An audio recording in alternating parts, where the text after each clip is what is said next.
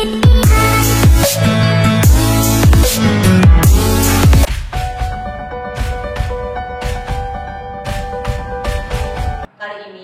Ustazah akan melanjutkan pelajaran pekan kemarin, yakni bunyi.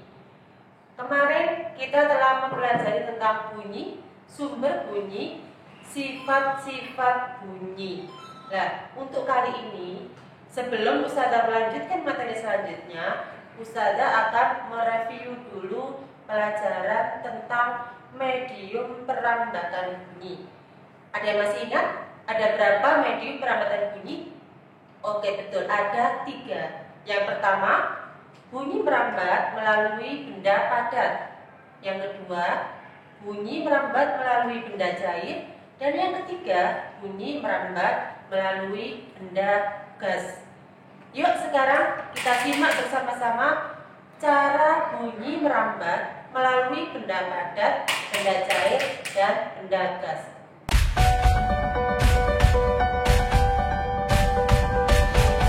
Perambatan bunyi melalui benda cair. Yuk disimak bersama. Dengan air ya. Ini diisi dengan air. Langkah-langkahnya kita masukkan gelas ke dalam air. Setelah itu kita pukulkan sendok pada gelas. Apakah kita bisa mendengar suaranya atau tidak? Coba ya, sudah praktekkan.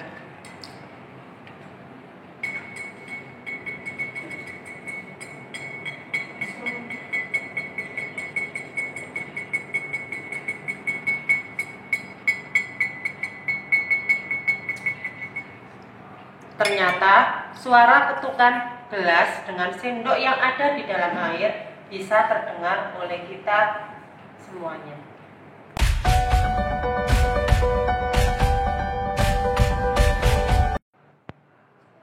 Di sini Ustazah akan mempraktekkan perambatan bunyi melalui benda padat.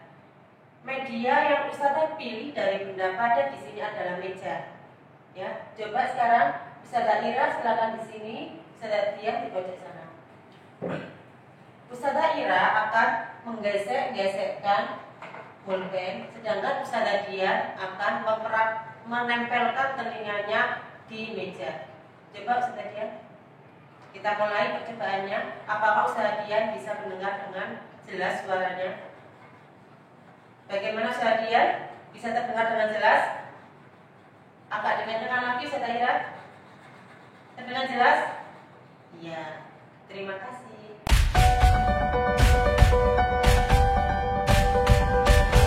Assalamualaikum. Assalamualaikum Ustazah Ira. Waalaikumsalam Ustazah Dian. Setelah melihat percobaan yang dipraktekkan Ustazah, silakan kalian buka Dulatif halaman 22. Setelah itu, kalian pilih salah satu dari 3 gambar atau boleh percobaan yang lainnya. Terserah sesuai dengan bahan yang ada di rumah kalian. Setelah itu, kalian melakukan praktek, terus videonya dikirim ke Ustazah. Sedangkan laporannya ditulis di buku tulis. Jadi tugas kalian adalah video praktek yang telah kalian lakukan dan menuliskan laporan hasil praktek di Dulatif halaman 22.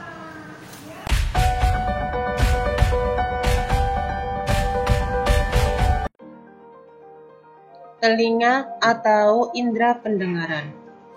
Telinga selain berfungsi sebagai alat pendengaran, juga berfungsi sebagai alat keseimbangan tubuh.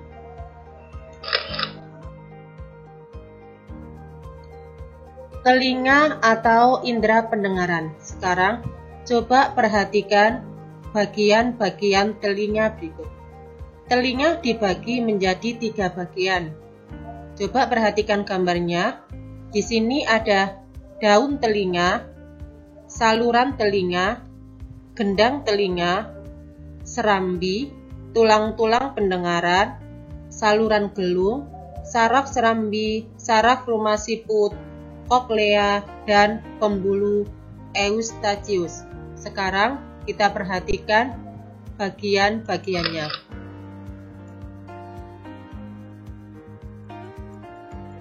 Telinga bagian luar. Telinga bagian luar terdiri dari dua bagian, yaitu daun telinga. Daun telinga di sini berfungsi untuk menangkap getaran bunyi. Yang kedua, liang telinga atau lubang telinga. Lubang telinga berfungsi untuk meneruskan bunyi ke telinga bagian tengah. Telinga bagian tengah terdiri dari tulang-tulang pendengaran, di mana tulang-tulang pendengaran yang ada di bagian telinga tengah berfungsi meneruskan getaran bunyi ke koklea.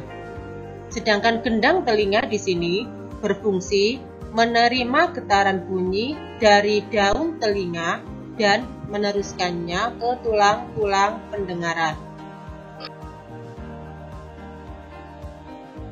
Telinga bagian dalam. Telinga bagian dalam terdiri dari saluran setengah lingkaran. Saluran setengah lingkaran ini berfungsi untuk membantu mempercepat keseimbangan tubuh. Yang kedua, saraf pendengaran. Saraf pendengaran atau saraf serambi berfungsi untuk meneruskan bunyi ke otak. Jadi, bunyi itu bisa sampai ke otak, yang meneruskannya adalah saraf pendengaran.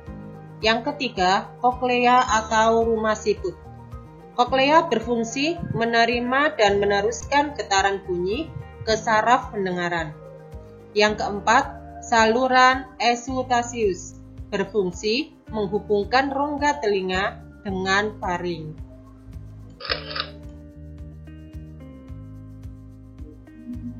Cara kerja telinga. Perhatikan cara kerja telinga sebagaimana pada papan berikut.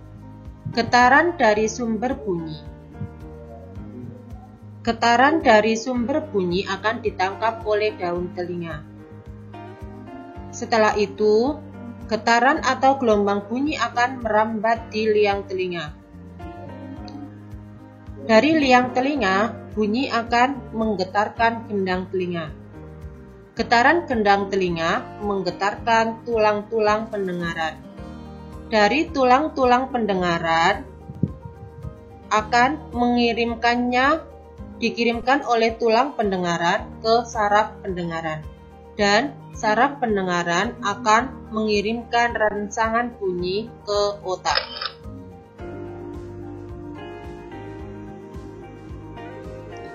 Gangguan pada telinga.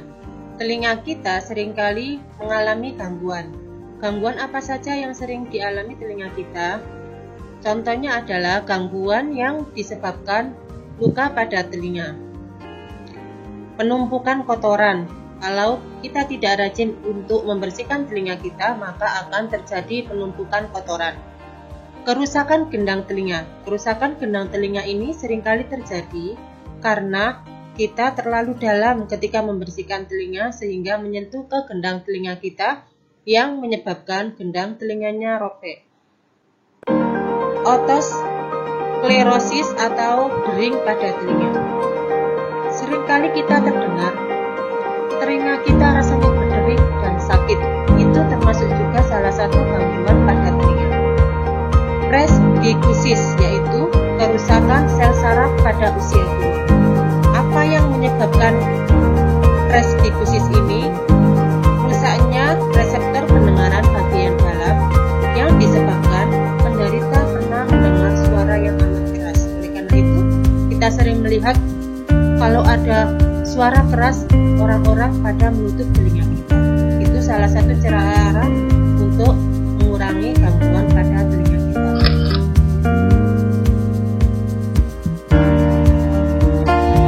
Cara memelihara kesehatan telinga. Bagaimana cara memelihara kesehatan telinga? Bersihkan telinga bagian luar secara telapak menggunakan sapu tangan dan tangan.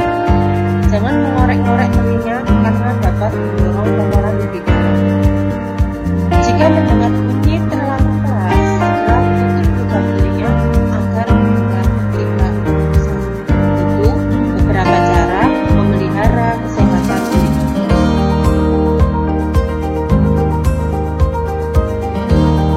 Pemantulan dan penyerapan bunyi. Pemantulan bunyi. Bunyi dapat dipantulkan karena mengenai benda-benda yang permukaannya keras, seperti batu, kayu, besi, kaca, dan bunyi. Jika bunyi mengenai benda-benda tersebut, maka akan terjadi pemantulan bunyi. Penyerapan bunyi. Bunyi juga dapat diserap. Apa saja benda yang dapat menyerap bunyi? Benda yang dapat menyerap bunyi, benda yang terbuat dari karpet, bahan karpet, roti, kertas, kain, busa, atau wool. Biasanya benda yang dapat menyerap bunyi disebut sebagai peredam bunyi.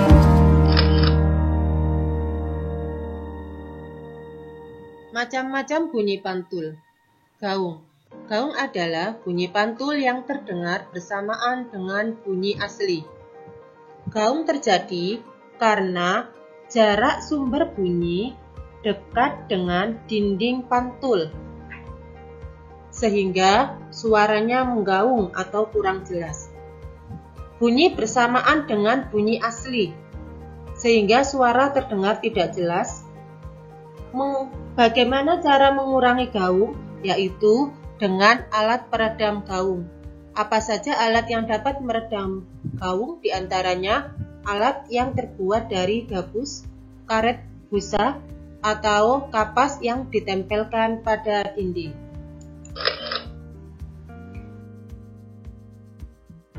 Gaung. Nah, perhatikan gambar berikut. Biasanya gaung itu terjadi pada gedung-gedung yang tertutup. Contohnya seperti ini. Bagaimana cara mengurangi gaung? Di gedung-gedung yang tertutup diberi alat untuk meredam gaung. Agar suaranya tidak terlalu menggaung, biasanya salah satunya adalah menggunakan karpet tebal seperti ini. Sehingga suara yang terdengar akan jelas.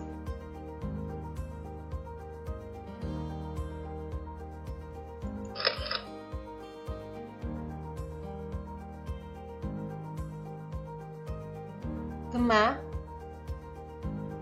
Gema adalah bunyi pantul yang terdengar setelah bunyi asli. Kenapa terjadi gema? Karena jarak sumber bunyi jauh dari dinding pantul. Bunyi terdengar dengan jelas. Bedanya gema dengan gaung di sini ya. Kalau gema bunyinya tetap terdengar dengan jelas. Bunyi biasanya terdengar setelah bunyi asli. Contohnya ketika kita berteriak di tebing yang sangat luas dan terbuka, maka kita akan mendengar suara kita menggema.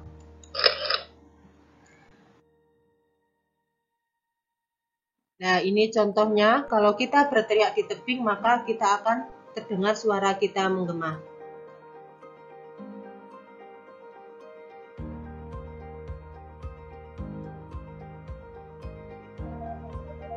Pelajaran pekan kedua ini untuk bab bunyi sudah selesai.